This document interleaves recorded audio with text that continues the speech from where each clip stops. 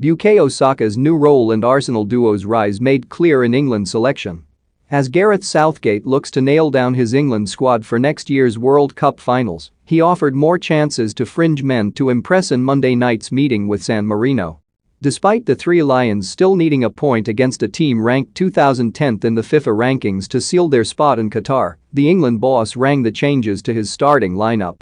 Although Harry Kane, Harry Maguire, Calvin Phillips and Phil Foden retained their places in the lineup, that eased to a 5-0 victory over Albania on Friday night. 7 players who wouldn't necessarily be first choice were given the nod to get the job done in the final qualifier.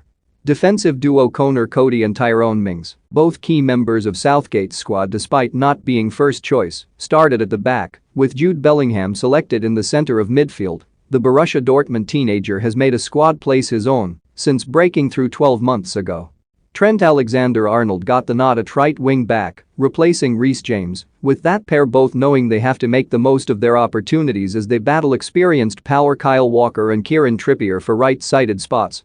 3 Arsenal players were also given the nod, including 2 full debuts and another changing role for Bukayo Saka, fast becoming Southgate's flexible friend. The Arsenal No. 7 has been England's Mr. Versatile over the past year or so. He's been used at left back, on the left wing, on the right wing, and at times almost as a support striker close to Kane in Saravel. Saka was chosen ahead of Ben Chilwell at left wing back, with Luke Shaw having already been sent back to Manchester United. Retaining Chilwell, eager to impress after a personally disappointing Euros, on the back of his display versus Albania, would have likely been the port of call for many wannabe coaches and the easy decision for the England boss. But Southgate is a huge fan of Saka and the flexibility that he brings to England's squad.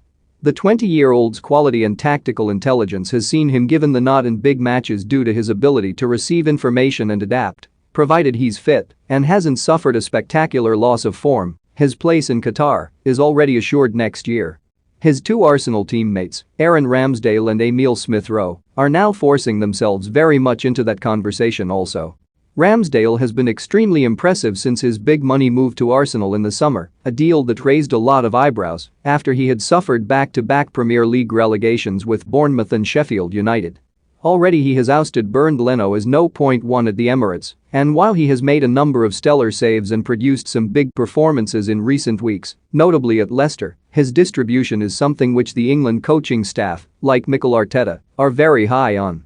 With Nick Pope having fallen out of favour, having been so long the No. 2 behind Jordan Pickford due to issues with his footwork and a desire to stay closer to his goal line, and with Dean Henderson out of favour and struggling for games, Ramsdale now joins West Brom's Sam Johnstone in being in possession of the backup keeper jerseys. Those pair are now battling to be No. 2 behind Pickford, with the order far from certain. For Smith-Rowe, a late call-up into the seniors after Mason Mount pulled out last week, the competition is much more fierce as he looks to fight for a spot in among an attacking midfield ranks, where there is no shortage of depth. He only needs to see how long Jack Grealish was made to wait to realize the battle he's facing.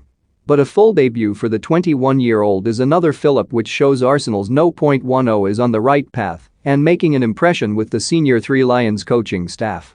A couple of months back, both Ramsdale and Smith-Rowe would have been big outsiders for Qatar next year. Getting the nod in Saravel shows the statuses of the Arsenal pair are growing and they're very much in the battle for spots, something which is good news for